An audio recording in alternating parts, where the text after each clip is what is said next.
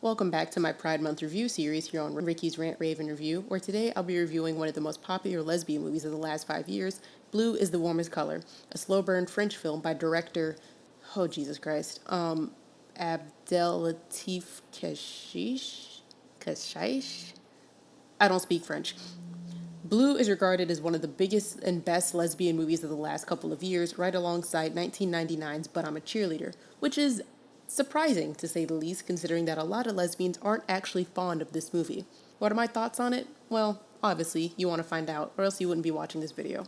So, as the title suggests, the rant comes first, and man, oh man, do I have some rants about this movie. Which actually kind of sucks, because when I first heard about this movie back in 2015, I was on board for a 3-hour lesbian movie that followed a couple's growth from high school to their young adult years. I wanted, and still want, films that explore the complexities of navigating lesbianism while growing up in an intolerant world, and to see a film like that coming out of somewhere other than the States was really exciting.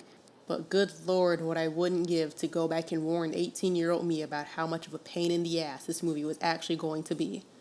First of all, this movie is literally 3 hours long. I'm not joking. The runtime on Netflix clocks it in at a whopping 2 hours and 59 minutes. What are those 2 hours and 59 minutes filled with? Well, technically you could say plot.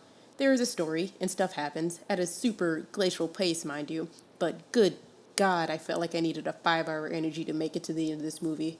Now I know part of the reason why this movie was so hard to get through was because I don't speak French, and it's hard to watch a movie while bouncing back and forth between subtitles and character action and dialogue in a language that you don't understand.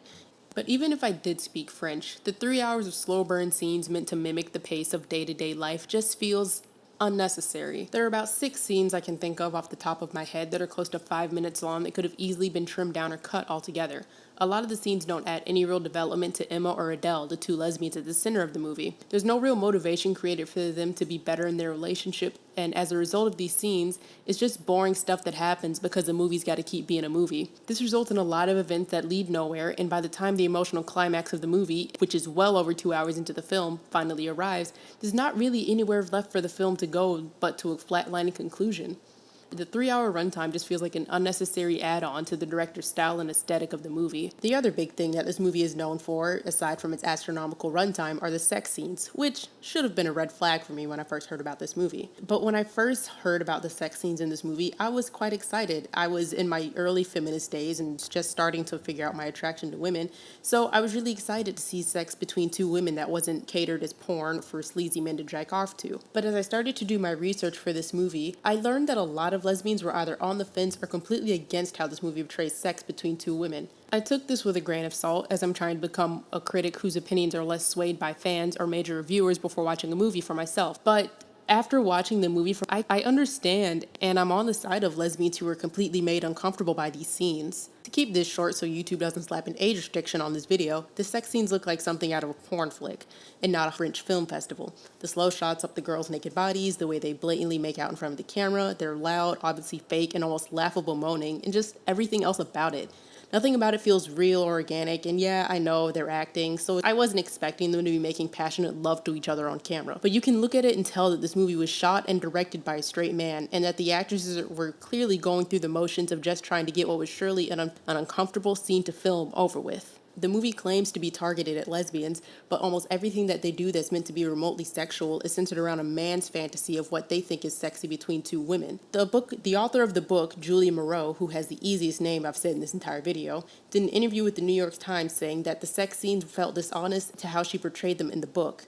She also stated that the film as a whole was flawed for not having actual lesbians play the roles of Emma and Adele, and for being shot and directed by a straight man. I personally don't believe that having two lesbian actresses would have made the end result any better because 1, it wouldn't have put the actresses in any more comfortable of a position, and 2, I don't think that actors have to be the sexuality of the characters that they're playing in order to pull off good performances. Would it be preferred? Absolutely, but hey, the kid from Love, Simon did a really good job, and also it's just a really deep rabbit hole to go down into, and I gotta cut this short because again, YouTube loves slapping that age restriction on any type of video that so much as thinks about talking about gay people. In last week's video about Pariah, I talked about how the lack of bad tropes from gay and lesbian movies were its saving grace, and how seeing a lesbian getting a happy ending was such a remarkable and beautiful way to end an emotional journey. So going off of that, it shouldn't be too hard to guess about what I'm about to say about how Blue is the Warmest Color treats to that topic. Also, spoilers for the book and movie, but I really doubt any of you are going to watch a 3-hour French film, but spoilers nonetheless.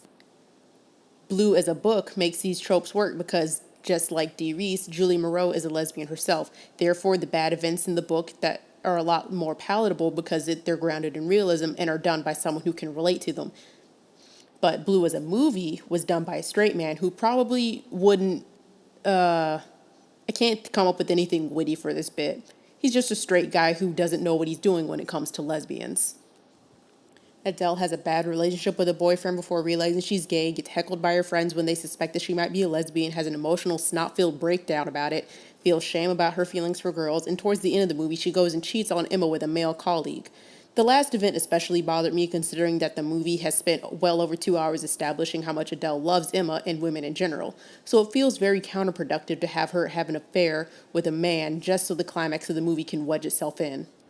Most of the things that I mentioned actually happen in the book as well, but considering that, again, it was written by a lesbian and not a straight man, they come off as a lot less, I don't know how to say this without sounding rude, but shitty, grimy, and just not good. That's where Blue fails the most. It's not impossible for someone who's not gay to make good gay content. I mentioned the movie Love, Simon earlier, which is also based off of a book, but unlike Blue, the author doesn't share the same sexuality as the titular character. Becky Albertalli is a straight woman who did what any good author should do and researched her characters. Sure, she's a straight woman who wrote about a gay teenage boy, but the end product feels good and grounded in reality more than that many gay men could relate to, which was the exact opposite of the film adaptation of Blue. The last major issue that I took up with Blue is something that happens in both the book and the movie. I was hoping that it wouldn't have been translated into the adaptation, but sadly the movie had to go an extra mile to cement it into being a very bad lesbian movie. In both the book and movie, the plot follows Adele from her early high school years at around the age of 15 or 16 up to her mid to late 20s. When Adele first meets Emma, Emma states that she's a graduate student, which would put her around the age of 21 or 22. It really was frustrating to watch this movie that's already chock full of nothingness promote yet another relationship between an adult and a minor. This isn't the type of story that we need, especially considering that there are already people out there who think that all gay men and lesbians are automatically perverts. Well, that was probably the longest rant I've written for a movie so far, but there were a few things that I actually liked about this movie, and when I say few, I do mean a few, because as you can tell from my 1,416-word rant, I'm not too fond of this movie. But again, major spoilers ahead, at least for the book. In the book, Clementine, whose name was changed to Adele for the film adaptation, cheats on Emma, which results in them breaking up, and Clementine/Adele becoming addicted to pain medications to help her cope, which eventually leads to her dying from heart failure.